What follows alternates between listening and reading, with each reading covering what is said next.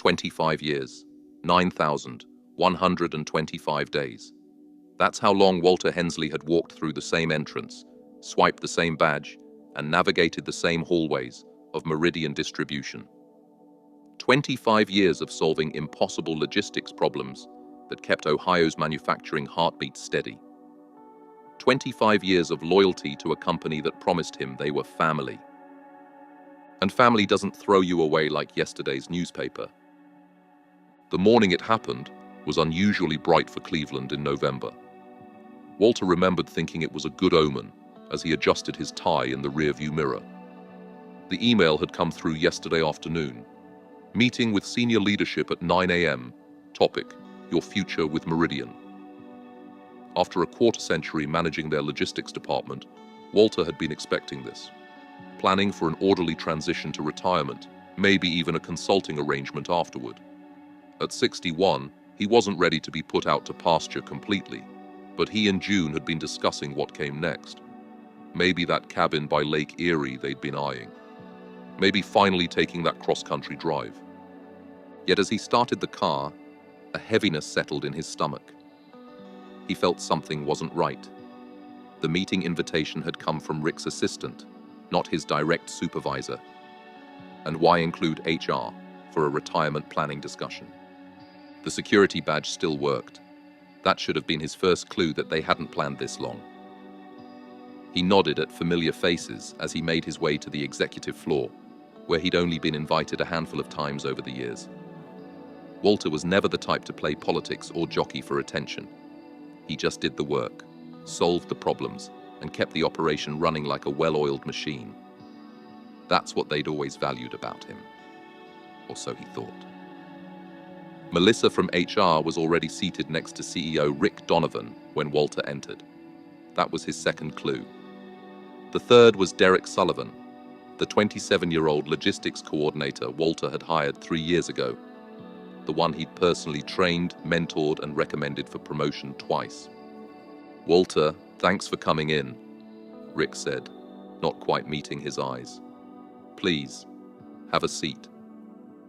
The world has a way of slowing down when disaster strikes. Walter would later recall how he could hear the soft hum of the HVAC system, the distant ring of phones from the main floor, the subtle creak of the leather chair as he lowered himself into it. He'd remember how his coffee, black, 2 sugars, had suddenly tasted like nothing at all. "We've been looking at the company's direction moving forward," Rick continued, shuffling papers that Walter suspected were just props to avoid eye contact. "As you know, the industry is changing. Digital transformation, new distribution models. The board and I have been discussing how to position Meridian for the future."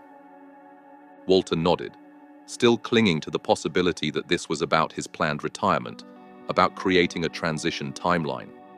His eyes darted briefly to Derek, who was studying his hands with unusual intensity. "We've made the difficult decision to restructure the logistics department, effective immediately," Rick said, his corporate mask firmly in place. "Derek will be taking over as Director of Logistics Operations, and will be implementing the new digital tracking system next month." The words hung in the air like poison. "I don't understand," Walter said, though he was beginning to. "Are you talking about accelerating my retirement? Because I was thinking maybe another 8 months would give us time for a proper handoff, and I could help with the new system implementation." "Walter," Melissa interrupted, her HR voice perfectly calibrated to sound sympathetic while delivering a killing blow. "This isn't about retirement. The position as it exists now is being eliminated. We're moving in a new direction that requires different skills. Different skills, younger faces, lower salaries, less pension liability." "You're firing me," Walter said flatly. It wasn't a question. "We're offering a severance package," Melissa continued, sliding a folder across the table. 4 months' salary, continuation of benefits through the end of the quarter, and career transition services. Career transition. At 61, after 25 years. "I trained him," Walter said quietly, looking directly at Derek for the first time. The younger man had the decency to flush, but he didn't speak up, didn't defend the man who'd taught him everything he knew about logistics, who'd invited him to Thanksgiving dinner when Derek was new to Cleveland and had nowhere else to go. I recommended him for every promotion. This isn't about performance, Walter, Rick said quickly. You've been a valued member of this company. This is about the future. A future Walter apparently had no place in. When do I clear out my office? He asked, his voice steadier than he felt. Today would be best, Melissa replied. We can have someone help you with your personal effects. Someone to watch him, to make sure he didn't take anything he shouldn't. 25 years, and they didn't even trust him to clean out his own desk. That won't be necessary, Walter said, standing up. He left the severance folder untouched on the table. I don't have much to take.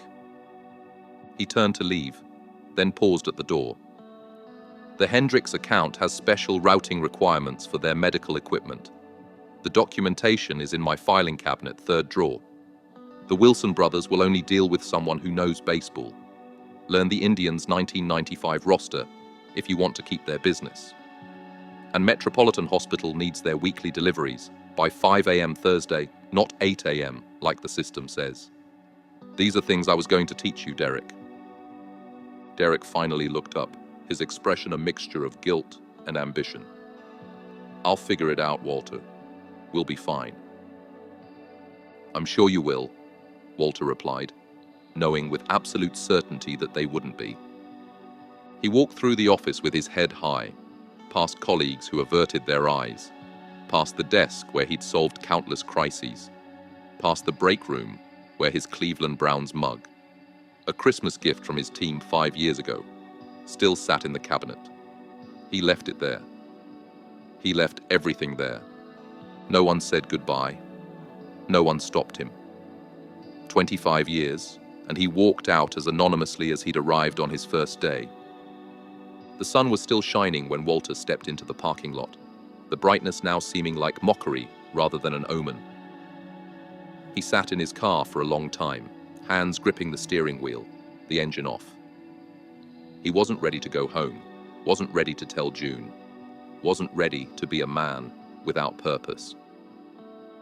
When he finally turned the key, the radio came on, Tom Petty singing "I Won't Back Down." Walter switched it off immediately. He wasn't backing down. He'd been pushed out, replaced, discarded. Let's see how they manage without me, he muttered, backing out of the space that had had his name on it for 15 years. The sign was probably already gone. June was gardening when he pulled into the driveway, cutting back the roses before winter set in properly. She straightened when she saw his car, confusion clear on her face. After 38 years of marriage, she knew his routines as well as her own. "Walter, what are you doing home so early?" she called, pulling off her gardening gloves as she approached the car. Then she saw his face, and her expression fell. "Oh, honey, what happened?" He couldn't say it, not yet. Instead, he just shook his head and moved past her into the house they'd owned for 30 years, the house where they'd raised their son, Michael, before he moved to Seattle for his tech job. The house that still had 20 years left on its mortgage. June followed him inside, her footsteps quick behind him. "Walter Hensley, you tell me what's going on right now." He turned to her, this woman who'd been his partner through everything life had thrown at them. "They fired me, June. Replaced me with Derek, the kid I trained." Her eyes widened in disbelief. They did what? Without warning? Without anything? "They called it restructuring," Walter said, the corporate doublespeak bitter on his tongue. "Said they needed different skills. Younger skills is what they meant." "But your retirement was only a few years away," June protested. "What about your pension? What about everything you've given that company?" Apparently that counts for nothing, Walter replied, sinking into his recliner. 25 years, June. I gave them 25 years. Did they offer severance at least? 4 months. Not even close to what I would have gotten if they'd let me stay until retirement age. June's face hardened in that way it did when she was truly angry. That's not right, Walter. That's not right at all. No, he agreed quietly. It's not. The first week passed in a fog. Walter moved through their house like a ghost, sleeping too late, watching too much television, drinking too much coffee. June tried to engage him in discussions about next steps, about reaching out to his network, about updating his resume. Walter nodded at all the right moments, but took no action. Each morning, he got dressed as if going to work, then sat in his home office staring at the wall. Each evening, he checked his email and phone, half expecting an apologetic call from Meridian saying they'd made a terrible mistake. It never came. You can't keep doing this, June said finally, a week and a half after what Walter had started thinking of as the execution. You're not dead, Walter. They didn't kill you. They just fired you. Easy for you to say, Walter snapped, instantly regretting it. June's job as a high school librarian was secure, but it had never been their primary income. I'm sorry. I didn't mean that. I know you didn't, she said, sitting beside him on the couch. But you have to start moving forward. Call Michael. Talk to your friends from the industry. Do something besides sitting here waiting for a company that threw you away to suddenly realize their mistake. And then what? Walter asked, the anger he'd been suppressing finally surfacing. Start over at 61? Beg for a job from people half my age? Compete against kids who'll work for half what I'm worth? If that's what it takes, June said firmly. Or start your own thing. Consult. You know more about logistics in this region than anyone. Use that. Walter shook his head. They'll all just see an old man who couldn't keep his last job. June stood up, frustration evident in every line of her body. Then that's what they'll see. But I see my husband giving up, and that's something I never thought I'd witness. She left him alone with those words ringing in his ears. That night, Walter dreamed of the warehouse at Meridian. In the dream, he was walking the floor, clipboard in hand, checking inventory, as he'd done thousands of times. But the shelves were empty. The loading docks were silent. And when he turned to ask where everything had gone, there was no one there. He woke up sweating, the echo of empty space still in his mind. The next morning, Walter did something he hadn't done in years. He checked his savings account balance. Really checked it, line by line. Between his and June's savings, their 401ks, and their other investments, they weren't destitute. Not yet. But the numbers told a clear story. Without his income, retirement at 65 as they'd planned would be impossible. They'd have to dip into principal, sell investments, maybe even downsize their home. This wasn't just about his pride or his sense of purpose. This was about survival. Walter closed the spreadsheet and opened a new document. At the top, he typed, Hensley Logistics Consulting. Then he sat back and stared at the words. Could he really do this? Start over completely at his age? His phone rang, startling him. The number wasn't one he recognized. Hello? Walter? It's Phil Wilson. One of the Wilson brothers, Meridian's third largest client. Got a minute to talk? Walter's pulse quickened. Of course, Phil. What can I do for you? Well, that's just it, Phil said, his voice tinged with frustration. I'm trying to figure out what happened over at Meridian. We had a shipment due yesterday that never arrived, and when I called, I got bounced around to 3 different people before ending up with some kid who didn't know anything about our account. That would be Derek, Walter said, trying to keep the satisfaction out of his voice. He's new to the position. New? He sounded 12, Phil grumbled. Anyway, I remembered you gave me your cell once for emergencies, and this is starting to feel like one. We've got a production line that's going to shut down if we don't get those parts by tomorrow. Walter straightened in his chair. What parts do you need exactly? As Phil described the situation, Walter's mind clicked into the familiar problem-solving mode that had been his professional home for decades. He knew exactly which suppliers could get the parts on short notice, knew which carriers could deliver overnight, knew how to make this happen. I can help you, Walter said when Phil finished. But I don't work for Meridian anymore. There was a pause on the line. Since when? Since a week and a half ago.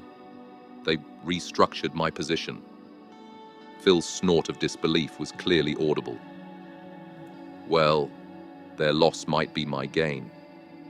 Can you solve this as a consultant? I'll pay your rate, whatever it is.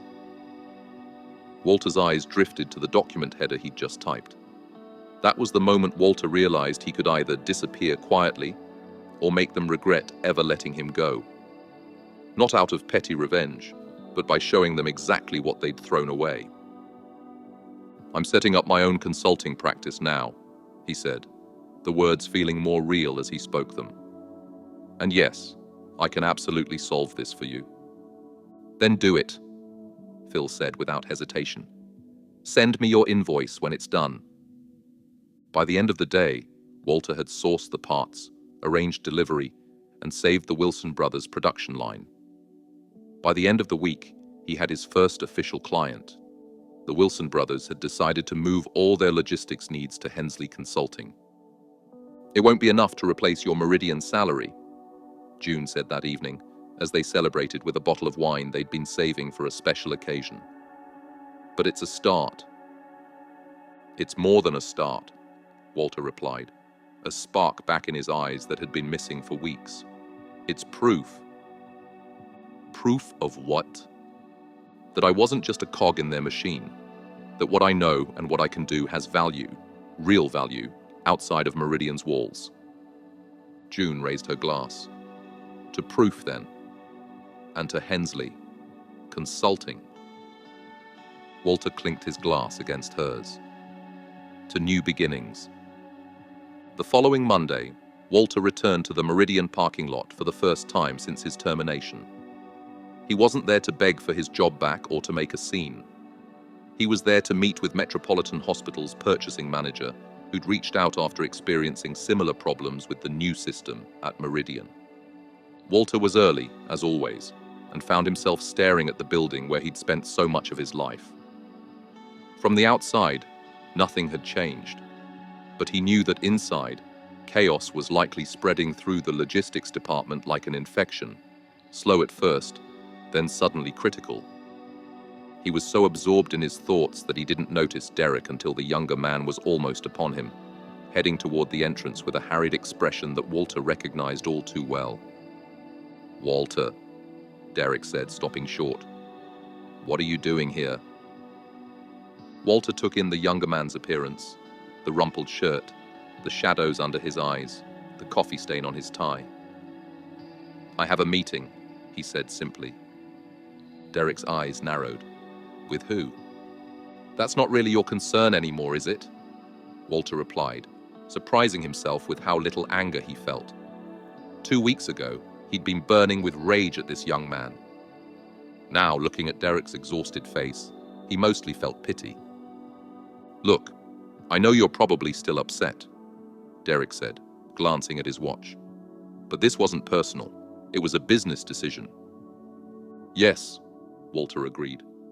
"And now I'm making business decisions of my own." Before Derek could respond, a car pulled up and Barbara Chen, Metropolitan Hospital's purchasing manager for the past decade, stepped out.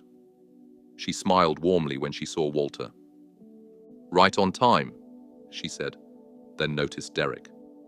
Her expression cooled noticeably. "Mr. Sullivan." Derek looked between them, realization dawning. "Barbara, if this is about the delivery issues, I can explain—" "I've heard enough explanations," Barbara interrupted. "I'm here to discuss a new arrangement with Mr. Hensley."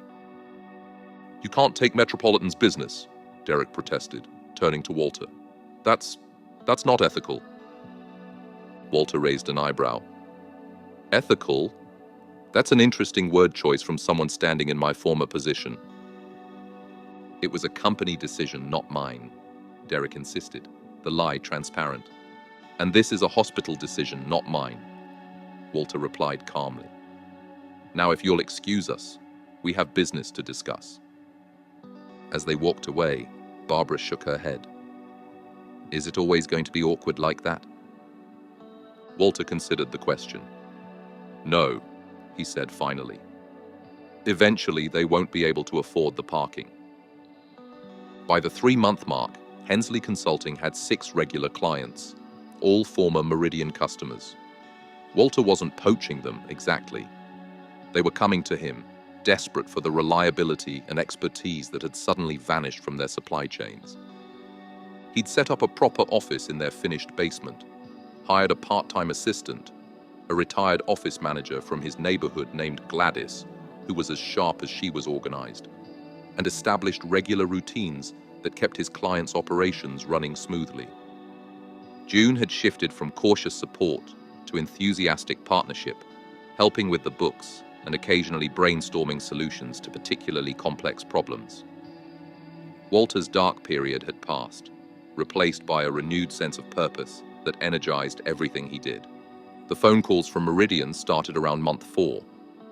First, it was a logistics coordinator Walter barely knew, asking hypothetical questions about certain client requirements. Walter politely but firmly declined to provide free consulting. Then it was Derek himself, his voice tight with stress. Walter, I'm going to be straight with you. We're having some issues with the new system, and there are workarounds we can't figure out. I imagine those would be the workarounds I developed over 25 years. Walter replied, keeping his tone neutral. The ones no one bothered to document because I was always there to handle them. Yes, Derek admitted, those ones. My consulting rate is $200 an hour, with a 10-hour minimum, Walter said. If Meridian would like to engage my services, I'd be happy to send over a contract. There was a long pause. That's steep. That's market rate for the expertise you need, Walter corrected him. Expertise you once had in-house for much less, I might add. I'll have to talk to Rick, Derek said finally. You do that, Walter replied. My calendar fills up quickly these days. He hung up feeling not the vindictive pleasure he might have expected months ago, but a calm professional satisfaction. He wasn't out for revenge. He was simply charging what he was worth in a market that suddenly recognized his value. The call from Rick Donovan himself came 2 weeks later. Walter, we need to talk, the CEO said, without preamble when Walter answered. This situation has gotten out of hand. Which situation would that be, Rick? Walter asked, genuinely curious about which disaster the man was referring to. You know exactly what I mean, Rick snapped. You've taken half our client base in less than 6 months. Walter leaned back in his chair, gazing at the wall where he'd hung his new business license. I haven't taken anyone, Rick. Your clients made business decisions based on their needs, just like Meridian did when you decided to restructure my position. This isn't the same thing. It's exactly the same thing, Walter countered. The only difference is that when your clients decided to restructure their logistics partnerships, they chose quality and reliability over cost-cutting and inexperience. Rick's sigh was audible through the phone. What will it take to fix this, Walter? Do you want your job back? Is that it? The question hung in the air, and Walter found himself considering it seriously. 6 months ago, he would have given anything to hear those words. Now, no, he said finally. I don't want my job back. I have a business to run. Then what do you want? A consulting contract with Meridian? Profit sharing? Name your price. Walter smiled to himself. My price is the same as I quoted Derek. $200 an hour, 10-hour minimum for specific consulting projects. I don't do exclusive contracts anymore, Rick. I learned the hard way what happens when you put all your eggs in one basket. That's not a solution, Walter. That's extortion. That's the free market, Rick. The same market that told you a 27-year-old with 3 years of experience could replace someone with 25 years of specialized knowledge. Sometimes the market gets it wrong. When Walter told June about the conversation that evening, she studied him with a mixture of pride and concern. Are you sure turning them down completely is the right move? She asked. It could be steady income. Walter shook his head. It would be going backward. And besides, there's nothing steady about Meridian anymore. Word in the industry is they're struggling badly. Because of you? Not just me, Walter said. But I'd be lying if I said I hadn't contributed to their problems. The clients I'm serving now represent about 30% of their former business. June whistled low. No wonder Rick called personally. It's not just that, Walter continued. The new system they implemented has been a disaster. They went with the cheapest option instead of the right one, and now they're paying the price in late deliveries, misrouted shipments, and inventory chaos. All things you would have prevented if they'd kept you on. Exactly, Walter agreed. But they wanted someone who wouldn't push back, someone who would implement whatever the board decided without question. They got what they wanted. June took his hand across the dinner table. And did you get what you wanted? Walter considered the question. 6 months ago, all he'd wanted was his old life back. Now, I got something better, he said finally. I got freedom. 8 months after being unceremoniously shown the door at Meridian, Walter received an invitation he hadn't expected. Lunch with Howard Prentice, the chairman of Meridian's board of directors. Howard had always been a distant figure during Walter's time at the company, appearing only for major announcements and the occasional holiday party. The restaurant Howard suggested was expensive, the kind of place Walter would have felt uncomfortable expensing during his Meridian days. Now, arriving in a new suit that June had insisted he buy to look the part of a successful consultant, Walter felt perfectly at ease. Howard was already seated when Walter arrived, nursing what appeared to be a scotch despite the early hour. He stood as Walter approached, extending his hand. Walter, thank you for agreeing to meet. They exchanged pleasantries as they settled in, ordered drinks, studied menus. It was only after their appetizers arrived that Howard finally broached the real purpose of the lunch. I'll be direct, Howard said, setting down his fork. Meridian is in trouble. Walter waited, saying nothing. The logistics department is in shambles, Howard continued. We've lost nearly 40% of our client base. The new tracking system has been a fiasco, and our reputation in the industry. He trailed off, taking another sip of his scotch. I'm sorry to hear that, Walter said, meaning it. Despite everything, he'd spent too many years invested in Meridian's success to take genuine pleasure in its struggles. Rick Donovan tendered his resignation last week, Howard said. The board accepted it immediately. That was news. Walter kept his expression neutral, though his mind was racing with the implications. Derek Sullivan is also being reassigned, Howard added, to a role more suited to his actual experience level. Walter nodded, still waiting for the other shoe to drop.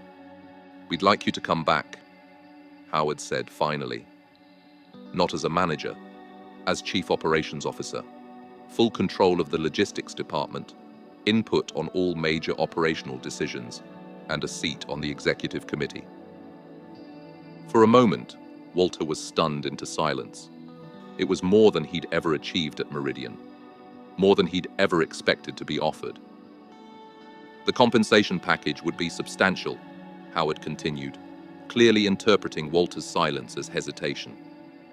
Including backdated benefits to cover the gap since your departure. Why me? Walter asked finally. After everything that's happened, why come to me? Howard set down his glass with a sigh. Because you were right and we were wrong. We made a decision based on spreadsheets instead of wisdom. We valued youth over experience, flash over substance. And we're paying for it now. The admission was clearly difficult for Howard, a man accustomed to being right in all things. Walter felt a flash of sympathy, quickly tempered by the memory of how easily the board had discarded him. I appreciate the offer, Walter said carefully. But I need to consider it. My consulting business is doing well. We know exactly how well it's doing, Howard said, with a rueful smile. That's part of why we're having this conversation. Walter smiled back, acknowledging the hit. I'll need some time, and I'd want to see the details in writing. Of course, Howard agreed quickly. Take all the time you need. He paused, then added, within reason. The situation is time sensitive. Walter nodded. I understand. As they finished their meal, discussing safer topics like Cleveland's weather and the Browns' perpetually disappointing season, Walter found himself genuinely torn. The offer was everything he might have dreamed of in his darkest moments after being fired. Validation, restoration, advancement. A clear acknowledgement that he had been wronged. And yet, he thought of his home office, of the clients who had followed him, of the freedom to set his own schedule and choose his own projects. He thought of the pride on June's face when he'd landed Metropolitan Hospital as an exclusive client. He thought of the stress lines that had vanished from his forehead once he was no longer navigating corporate politics. By the time they parted with another handshake, Walter had made his decision. 3 days later, Walter sat across from Howard Prentice once again, this time in Meridian's executive conference room. The same room where, 9 months earlier, he'd been informed his services were no longer required. The formal offer Howard had sent over was indeed substantial.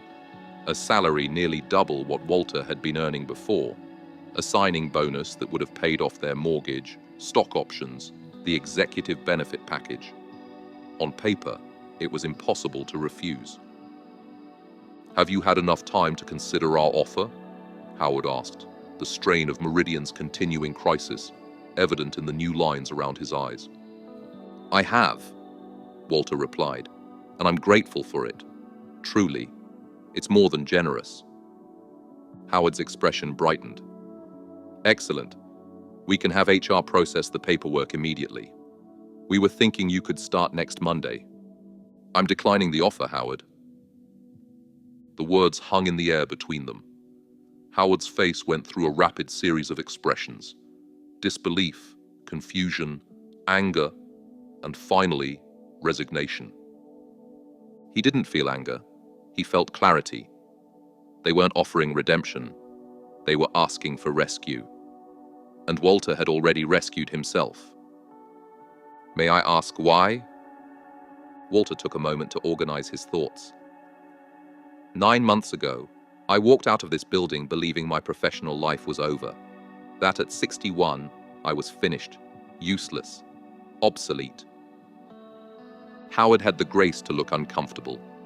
It was the worst thing that had ever happened to me professionally, Walter continued, and the best thing that could have happened to me personally. I don't understand. I've built something, Howard. Something that's mine. Something no one can take away from me with a single meeting and a folder from HR. My clients work with me because they want to, not because some corporate structure tells them to. I set my own hours, make my own decisions, and answer to no one but myself and my clients. That's all very admirable, Howard said, but surely the security and prestige of this position... Walter laughed, not unkindly. Security? 9 months ago, this company decided a 25-year veteran was disposable. What security could you possibly offer that would outweigh that lesson? Howard had no answer. As for prestige, Walter continued. "I've found there's a certain prestige in being the person people turn to when the system fails them, in being the solution rather than part of the problem." "We made a mistake," Howard admitted. "A terrible mistake. We're trying to fix it." "I know," Walter said sincerely, "and I hope you do. There are good people who still work here, people who depend on Meridian for their livelihoods. I don't wish the company ill. Just not enough to come back and save it." Walter shook his head. "I'm not the savior Meridian needs, Howard. The problems run deeper than logistics. They're about values, about how you treat people, about what you prioritize as a company. And you don't think you could change those things from the inside, as a C-level executive?" "I think," Walter said carefully, "that I can do more good for more people by continuing on the path I've chosen, including for some of Meridian's former clients who were caught in the crossfire of this restructuring." Howard nodded slowly, accepting defeat. "I understand. For what it's worth, I respect your decision, even if I disagree with it." "Thank you," Walter said, standing. "And I truly do wish you success in turning things around." As he walked out of Meridian for what he knew would be the final time, Walter felt none of the anger, none of the humiliation, none of the despair that had accompanied his exit 9 months earlier. Instead, he felt a profound sense of closure, of a circle completed. His phone buzzed in his pocket, a text from June. "How did it go?" He typed back. "I turned it down. Heading home. I'll tell you everything." Her response came quickly. "Proud of you. Dinner's waiting." Walter smiled as he crossed the parking lot. 9 months ago, he'd sat in this same spot, wondering if his life was over. Now he knew it had only been beginning. 1 year to the day after being fired, Walter closed the books on Hensley Consulting's first fiscal year. The numbers exceeded even his most optimistic projections. With 12 steady clients, 5 of them former Meridian customers, and a growing reputation for solving the unsolvable, Walter had not only replaced his former income, but substantially increased it. More importantly, he'd created something that was truly his. Something that reflected his values, his expertise, his approach to business.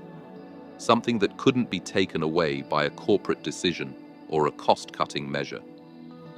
"We should celebrate," June said when he shared the figures with her. 1 year of independence. "What did you have in mind?" Walter asked. She smiled mysteriously. "Pack a bag. I've made arrangements." The arrangements, it turned out, involved that cabin by Lake Erie they'd been eyeing when Walter still worked at Meridian. Only now, they weren't just visiting. June had made a down payment. "You bought us a cabin?" Walter asked incredulously, as they pulled up to the rustic but charming structure nestled among pines, with the lake visible just beyond. "Not yet," June replied. "I put down a deposit to hold it. The decision is still ours to make together. But I wanted you to see it, to really consider it, now that we can actually afford it." Walter stepped out of the car, taking in the peaceful setting. So different from Cleveland's urban energy, from the constant problem-solving of his consulting work. A place to retreat, to recharge, to remember what really mattered. "What do you think?" June asked, coming to stand beside him. "I think," Walter said slowly, "that a year ago, I couldn't imagine ever feeling this whole again. This was the dream we had when I was still at Meridian. But now it's not just a dream. It's a possibility." "More than a possibility," June corrected him. "It's a choice we can actually make." As they explored the cabin, larger than it appeared from outside, with a stone fireplace and picture windows overlooking the lake, Walter found himself reflecting on all that had changed in a single year. "You know what I realized recently?" he said as they stood on the deck. watching the sunset paint the lake in shades of gold and crimson. If Meridian hadn't fired me, we'd still be planning for a retirement that would have been a pale shadow of what we can actually do now. Funny how things work out, June agreed. Their worst moment gave you your best opportunity. Not just me, Walter said, wrapping an arm around her shoulders. Us. It gave us options we never would have had otherwise. Later that evening, as they sat by a crackling fire with glasses of wine, June asked the question that had been on both their minds. Do we make an offer on the cabin? Walter considered the question seriously. I think we do. Not because we need to escape from our lives, but because we've earned the right to enjoy them fully. To have both. The satisfaction of the work I'm doing now, and the peace of this place when we need it. To having both, June echoed, raising her glass. As they clinked glasses, Walter felt a sense of profound gratitude, not for the firing, that had been a cruel and unnecessary act, but for what had come after, for the discovery that at 61, he wasn't finished, that he had value beyond what any corporation could measure on a spreadsheet, that he was more than a function, more than a position, more than a line item in a budget. If there was one lesson Walter had learned from this unexpected journey, it was this. Never tie your identity or your future to a single employer. No matter how secure it seems, no matter how many years you've invested, no matter how much loyalty you've shown, a company is not a family. It's a business relationship.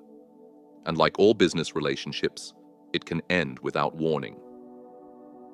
You know, Walter said, gazing into the fire, I used to define myself by my job at Meridian. If someone asked me who I was, the first thing I'd say after my name was logistics manager at Meridian Distribution, as if that was the most important thing about me. And now? June asked. Walter smiled. Now I'd say I'm Walter Hensley, husband to June for 39 years, father to Michael, owner of Hensley Consulting and soon-to-be proud owner of a lake cabin. Much better, June approved. Much more complete. The first signs that Meridian's troubles were more serious than Walter had realized came 3 months later. A former colleague called to let him know the company had laid off nearly a third of its staff. 2 weeks after that, the Cleveland Business Journal ran a story about Meridian's financial troubles, with anonymous sources suggesting the once stable company might be seeking a buyer. Walter took no pleasure in the news. Too many good people, people who had been his colleagues and friends, were caught in the company's downward spiral. He even reached out to a few, offering contract work or connections to other opportunities. By the 18-month mark after his firing, Walter had hired 3 former Meridian employees as full-time staff for Hensley Consulting, which had outgrown the basement office and now occupied a small but professional space in a Cleveland office park. With 15 regular clients and more inquiries coming in weekly, Walter found himself in the unexpected position of turning down business or referring it to trusted colleagues. Have you considered expanding further? June asked one evening as they reviewed the month's financials. Taking on more staff, going after some of the larger contracts. Walter considered the question. I've thought about it, but I'm not sure I want to build another Meridian. It wouldn't be Meridian, June pointed out. It would be yours, built on your values, your approach. Maybe, Walter conceded, but there's something to be said for staying small enough to maintain quality, to keep things personal, to actually know every client and understand their needs. Balance, June suggested. Growth without losing what makes Hensley Consulting special. Walter nodded slowly. Balance, I like that. The final chapter of the Meridian story came almost exactly 2 years after Walter's firing. The company, once a fixture in Ohio's distribution landscape, was acquired by a larger logistics firm based in Chicago. The Cleveland operation was reduced to a satellite office, with most functions centralized at the parent company's headquarters. A week after the acquisition was announced, Walter received an unexpected visitor at his office, Rick Donovan, the former CEO of Meridian, who had presided over Walter's dismissal. "Walter," Rick said, standing awkwardly in the reception area, "I was hoping you might have a few minutes to talk." Walter studied the man who had once held his professional fate in his hands.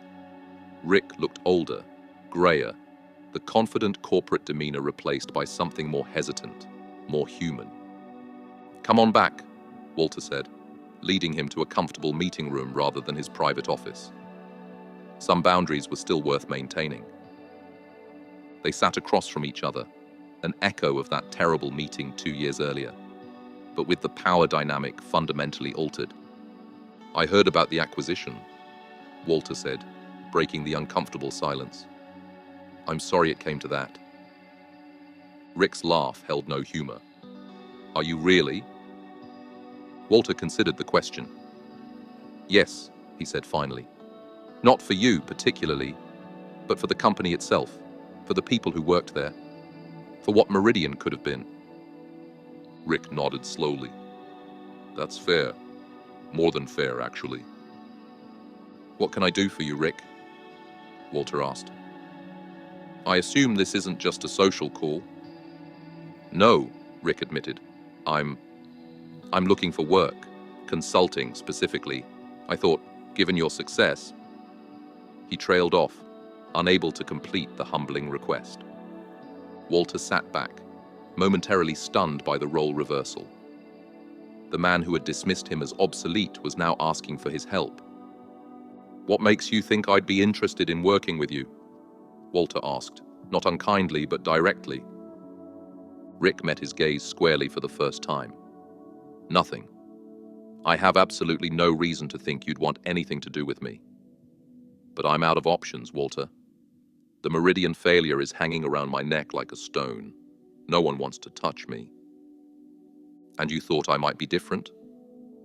"After what happened?" "I thought," Rick said carefully, "that if anyone could understand what it's like to be considered finished at our age, it would be you." The words hit Walter with unexpected force. He did understand, all too well, the fear, the sense of erasure, the desperate scramble to prove continued relevance in a world that equated youth with value. "I'm not asking for a job," Rick continued when Walter remained silent. "Just advice, guidance, maybe some introductions, if you're feeling particularly generous. I'd understand completely if you told me to get out." Walter studied the man across from him, seeing beyond the former CEO to someone not so different from himself 2 years ago. Lost, searching for a way forward, stripped of the identity that had defined him for decades. "I'm not going to tell you to get out," Walter said finally. "But I'm not sure how much help I can be either.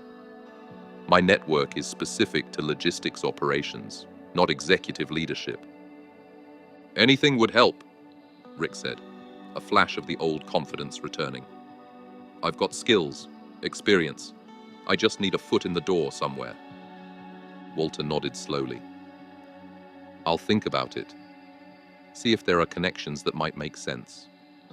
But I need to be clear about something, Rick." "What's that?" "I'm not doing this out of any sense of obligation to you or to repair the relationship between us. That bridge is well and truly burned." Rick nodded, accepting the boundary. "I understand. I'm considering helping you because I believe people deserve second chances.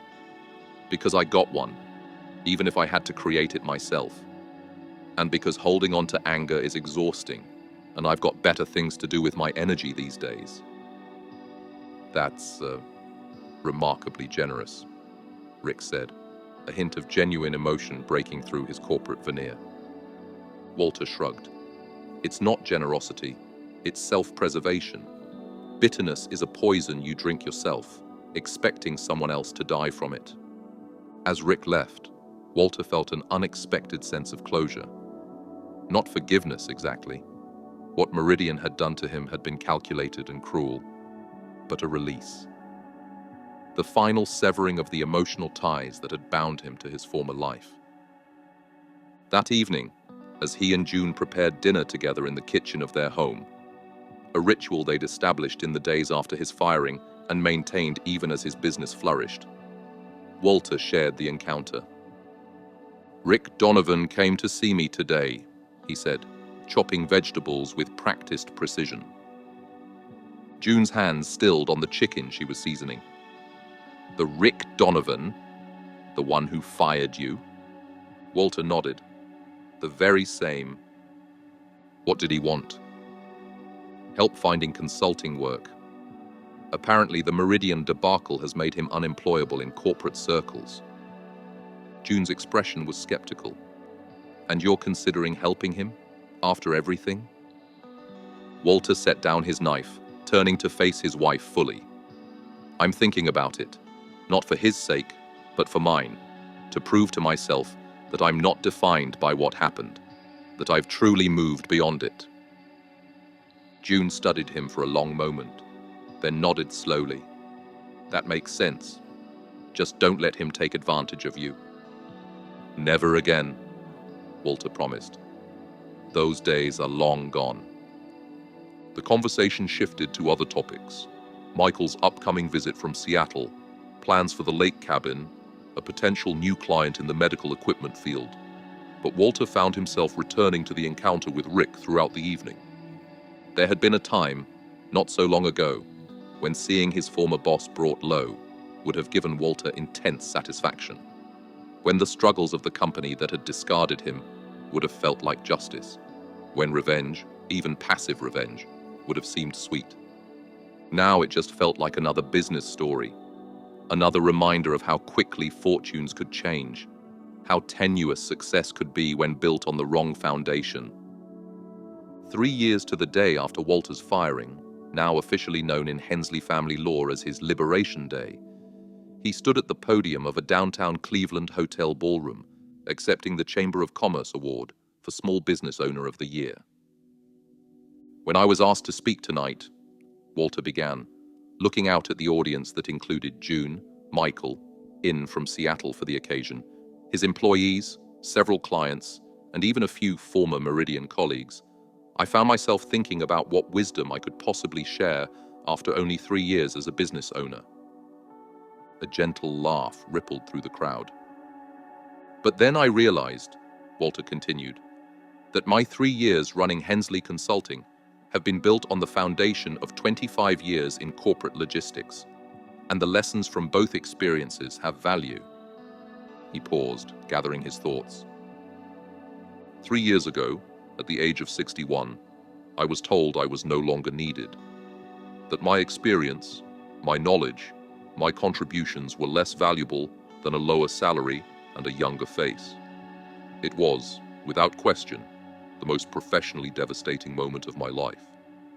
The room was silent now, attendees recognizing the gravity of the admission. What I didn't realize then, what I couldn't see through the haze of humiliation and anger, was that it was also an opportunity. A chance to reassess not just what I did for a living, but who I was as a person. A chance to build something that reflected my values, my priorities, my vision. Walter looked directly at June, drawing strength from her proud smile. "I won't pretend the journey was easy. There were dark days of doubt, of fear, of wondering if I really could start over at my age. But with the support of my incredible wife, June, and later of clients who believed in what I could offer, Hensley Consulting was born." He gestured to the table where his team sat together. "Today, we're a team of 7 professionals dedicated to solving the most complex logistics challenges for our clients. We've grown steadily but deliberately, and we've built a company culture based on respect, expertise, and genuine partnership with those we serve." Walter paused, looking down at the award in his hands. "I accept this honor with deep gratitude, but also with a message for anyone facing a professional setback, a corporate dismissal, or the daunting prospect of reinvention later in life. You are not what you do. You are not defined by a title, a company, or a paycheck. You are the sum of your knowledge, your skills, your character, and your relationships. And those cannot be taken from you by anyone. The applause that followed was thunderous, led by June's enthusiastic clapping. As Walter moved back to his seat, several people reached out to shake his hand, to clasp his shoulder, to murmur congratulations. Later, at home after the celebration had wound down, Walter and June sat together on their back porch, enjoying the mild spring evening. "You know what I kept thinking during your speech?" June asked, her head resting comfortably on his shoulder. "What's that?" "I kept thinking about how different things would be if Meridian hadn't let you go. How we'd still be planning for a retirement that would have been so much smaller than the life we have now." Walter nodded slowly. "I've thought about that too. It's strange to feel grateful for something that caused so much pain at the time." "Not grateful for what they did," June clarified. "Grateful for how you responded to it, for the strength you found, the vision you created." "We created," Walter corrected her. "I couldn't have done any of this without you." They sat in comfortable silence for a while, listening to the evening sounds of their neighborhood. Finally, Walter spoke again. "I saw a statistic recently that said the average American will have 12 different jobs in their lifetime. 12. And most of those changes aren't planned or voluntary." "That seems high," June commented. "Maybe," Walter conceded. "But the point is, we put so much of our identity, so much of our security, into jobs that were never designed to provide either. Companies aren't families, they're businesses, and businesses make business decisions, not personal ones." June straightened, turning to look at him directly. "Is this the financial wisdom portion of the evening?" Walter laughed. "I suppose it is. I've been thinking a lot about what I wish I'd known before Meridian let me go. What I wish someone had told me decades ago when I was first building my career. And what's that? That true security doesn't come from a job or a company. It comes from having options, from knowing your worth beyond any single employer, from building skills and relationships that transcend organizational boundaries." June nodded thoughtfully. "The difference between being dependent on a system and being valuable to many systems." "Exactly," Walter agreed. "If I could go back and tell my younger self one thing, it would be to prepare for exit options from day one. Not out of paranoia or disloyalty, but out of self-preservation. To build a professional identity that exists independent of any employer's letterhead. And to save more," June added pragmatically. "Having that financial cushion made a huge difference in those early months." "Absolutely," Walter agreed. "The freedom to say no to bad opportunities is incredibly valuable." He fell silent for a moment, contemplating all that had changed in 3 years. From the devastation of that firing to the triumph of tonight's award. From the isolation of those early weeks to the thriving community of clients, colleagues, and friends he'd built since. "You know what the greatest irony is?" Walter said finally. "Meridian thought they were cutting costs by letting me go. Instead, they created their most expensive competitor, one who knew exactly which clients were being underserved, exactly which relationships were vulnerable, exactly which services were most valued." June laughed. "Talk about an expensive mistake." "The most expensive kind," Walter agreed. "They confused price with value. And in doing so, they not only lost what I brought to the table, they handed it to the open market." As the evening deepened around them, Walter found himself filled with a sense of profound contentment. Not the smug satisfaction of revenge, but the deeper, richer satisfaction of having built something meaningful from the ashes of rejection. He hadn't needed Meridian to fail to feel successful. He hadn't needed Rick Donovan to come begging to feel vindicated. All he'd needed was the chance to prove, to himself, to June, to the world, that his value extended far beyond what any single company could measure or contain. In the end, being replaced at 61 hadn't been the end of his story. It had been the beginning of a much better one. One where he wasn't just a cog in someone else's machine, but the architect of his own future. One where his age was an asset, not a liability. One where what he knew, who he knew, and how he operated created value that no spreadsheet could quantify. As he and June finally moved inside, Walter's thoughts turned to the upcoming week. Meetings with clients, a potential new hire to interview, plans for the lake cabin's renovation. Michael's suggestion that Hensley Consulting consider expanding to Seattle.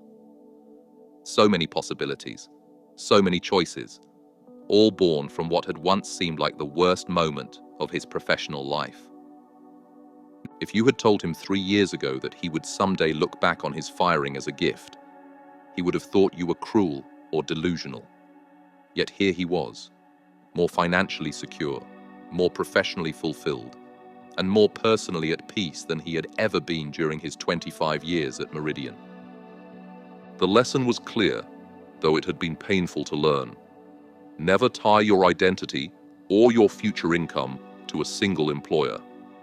Create exit options, even when you feel secure. Remember that your skills, your reputation, and your relationships are more valuable than any company's promises. And perhaps most importantly, understand that sometimes being pushed out of a place you helped build isn't the end.